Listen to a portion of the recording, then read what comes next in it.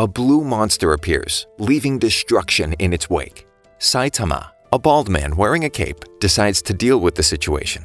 He saves a young girl from the monster calling itself Vaccine Man, who claims to have a better backstory than simply being a hero for fun. But before he can finish his villain exposition, Baldy defeats him with a single punch. Screaming in frustration, "Only one punch? Again?" A less bald and more unemployed Saitama runs into a half-crab man named Crablante, but he leaves him alone, as a little boy with an impressive cleft chin drew nipples on his carapace and apparently needs to pay for it. He decides to save the kid, killing Crablante with a necktie, ripping out his eye stalk. After that, he trained so hard he went bald. That was 3 years ago. Present-day Saitama remembers a colossal man interrupting his shopping trip. Apparently, a mad scientist created a serum to make this meathead brother the strongest man alive. Saitama appears on the left shoulder, while the brains maniacally denotes how they'll rule the world, until he notices and tells his brother to kill the man on his shoulder. No, the other one. It dawns on the bronze, and he tries removing Saitama from his sight, sending him deep underground. Being the strongest man alive makes you feel empty. Saitama agrees. Having too much power is boring, accidentally leveling B City with one right hook, sending the giant flying. Saitama notices there's less need for emotions when you can solve everything with a single punch. Waking up, there's a subterranean invasion. The Earth Dwellers have taken the lives of 70% of the population. Saitama is elated. Finally, some opponents that can rekindle his fighting spirit. They even have a king. And he wakes up to find there really is an invasion, but nothing like the one he envisioned. There's a massive swarm of mosquitoes in City Z, while Saitama struggles to catch even one while watering his cactus. The blood is completely drained from a looter in the abandoned city. A cyborg figures out they're being controlled by a mosquito woman who trades her legs for an arm. Saitama runs down the street spraying the single mosquito, only to run into the cyborg and the giant swarm surrounding the woman.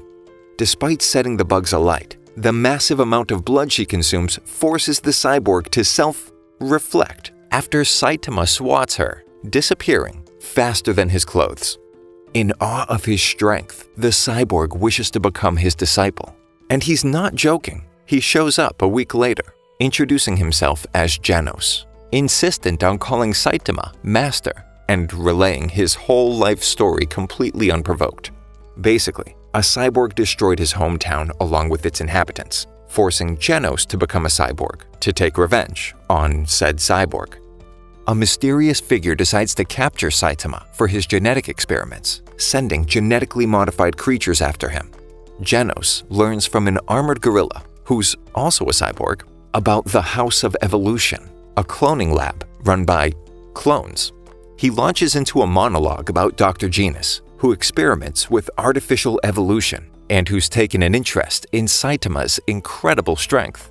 Upon arrival at the House of Evolution, Janos levels the entire above-ground complex. One of the clones unleashes Carnage Kabuto, the pinnacle of evolution, according to the doctor. He deals with Janos effortlessly, though when he goes to attack Saitama, he backs off, terrified of his power and lack of thought given to defense. He's wide open. Before they fight, Saitama reveals the secret to his strength: 100 push-ups, 100 sit-ups, 100 squats, and a 10-kilometer run every day for 3 years, or at least until your hair falls out. That's just regular strength training. That can't be his secret. Unfortunately for everyone in the room, that's pretty much the gist of it. Carnage Kabuto goes into carnage mode. He'll be in this rampaging state for a week, all the way to next Saturday. Saitama looks defeated. He isn't even putting up a fight. A whole week, which means today is Saturday.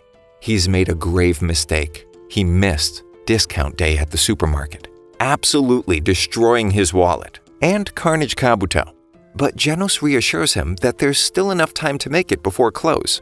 They blast a hole through the wall and rush to the store. Dr. Genus gives up on his research right then and there, while the Hero Association investigates Genos' destructive capabilities. After a passionate speech about eating the banks or trickle-down bootstraps, a terrorist named Hammerhead knocks down a building owned by Zeniru, a wealthy, powerful man. Wrong building, but it's the thought that counts, right? Saitama jolts awake after a disturbing dream about rock, paper, scissors, discovering there's a group of terrorists running rampant. He won't stand for it. They stole his look. Now every bald man is a public enemy. Zeniru doesn't need to look far for help. He hires an assassin who shows up at an almost too convenient time to deal with Hammerhead and co. He makes quick work of the cue balls, relieving their bodies of their heads. But Hammerhead slips away, only to run into Saitama in the forest, who destroys his stolen battlesuit. The assassin shows up and immediately thinks he's a terrorist. Saitama is disheartened that he has no idea who he is. The hired gun zips around, introducing himself as Speed of Sound Sonic. The only thing that slows him down is saying his own name. He's surprised that Saitama can block his attacks when he accidentally sacks him. Sonic vows that they'll meet again while slinking off. Saitama tells Genos they have a problem.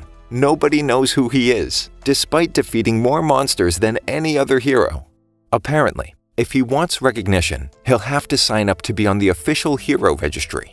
They agree to sign up together, so Genos can become his official disciple. There are only two things standing in their way: a physical and written exam. Saitama destroys every record of the physical portion and most of the equipment while he's at it. Genos gets a perfect score on both portions, but why would they make a cyborg take the physical? He is immediately ranked as an S-class hero and, confident in his master, begins celebrating, only to find out he mistook the top half of the letter C as that of an S. Saitama passed by 1 point despite a perfect physical score. They are the only two that pass the hero exams and must endure a class taught by Snek, an A-class hero. Frustrated at their lack of attention span, Snek tries to haze Saitama later on, only to embarrass himself further. Genos challenges Saitama to spar, though upon asking his master to go all out, he's completely baffled by his incredible strength. He still doesn't believe that Saitama's basic training regimen is truly his secret. He's on another level completely. Afterwards, they get some udon when Class A Rank 1 hero Sweet Mask comes to speak with Genos. Outside, he gives him an ominous welcome to the big leagues. It's been 5 days since they became heroes and Genos moved in. He casually mentions that Class C heroes need to make a quota or else they are removed from the registry. Saitama had no idea, nor did he have the slightest clue what he could teach his disciple. He quickly makes something up he read in a manga about training his mind or something, and gives him the goal of making S-Class top 10. He runs around the city for 2 days to no avail. To make matters worse, Sonic shows up, looking for a rematch against his imaginary rival, becoming spooked when Saitama breaks his sword and threatens him in anger. A woman points them out as another C-Class hero, Tank Top Tiger, approaches. Saitama laughs, thinking Sonic is a criminal, but becomes even more annoyed when he realizes nobody recognizes him as a hero. Sonic throws an exploding shuriken at Tank Top Tiger and starts wreaking havoc. Saitama doesn't have time for this. He needs to find a villain. Wait, does bringing Sonic in count towards his quota? It's a good thing he happens to be a hired assassin, despite Saitama's ignorance of the fact. 2 A-class heroes, Golden Ball and Spring Mustachio, are dispatched to City Z to investigate reports of a monster sighting. A monster also investigates the sighting and ends up running into the heroes. Golden Ball is taken out almost immediately, while Spring Mustachio calls for backup before getting destroyed. Saitama happens to be walking home and runs into the monster. Not good. He forgot to get kombu stock. A giant meteor changes trajectory, now heading straight for City Z, when Genos is called in by the association. All the S-Class heroes are called in, but only Bang shows up. He briefs Genos on the situation. Before he can try his new upgrades, Metal Knight sends one of his drones for a field test, which has no impact whatsoever. Genos begins overthinking until Bang calms him down. He puts everything he has into one shot, which again has no impact on the meteorite. Saitama appears, refusing to let his city be destroyed, and punches straight through, shattering the meteorite into smaller pieces that rain down on the city, causing massive devastation. No one died though. Good enough. After the events, Saitama's rank shoots up from 342 to C-Class rank 5, despite doing what two S-Class heroes couldn't. He goes out on patrol, only to be stopped by Tank Top What's-His-Face and another tank top wearing hero who tried to turn the citizens against Saitama for destroying the city and cheating in the rankings. Saitama becomes angry and yells at the crowd, who are oblivious to the fact that they wouldn't be standing there without him. He doesn't do this for admiration, he does it because he wants to. Genos calms him down before he makes a bigger scene. The Sea Folk announce their invasion of the surface.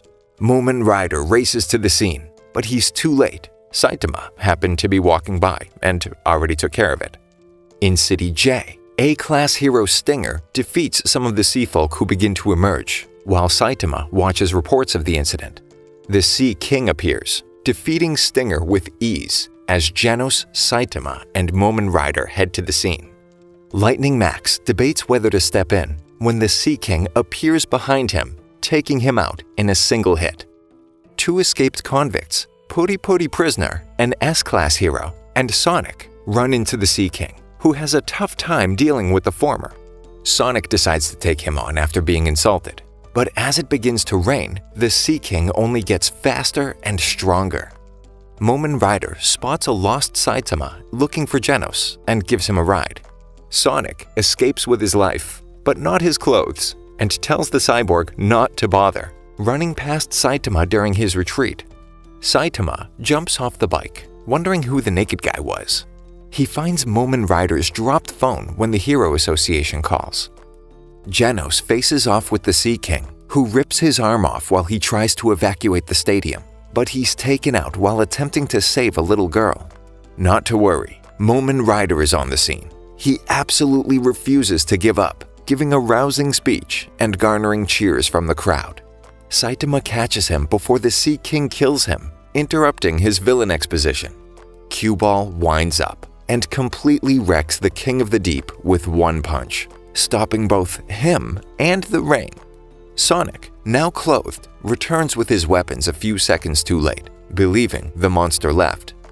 At their apartment, Genos and Saitama receive a bunch of fan mail, well, hate mail, and one fan letter in Saitama's case, prompting a flashback to the aftermath of the battle, where Saitama vindicates one crowd member's smack-talking heroes.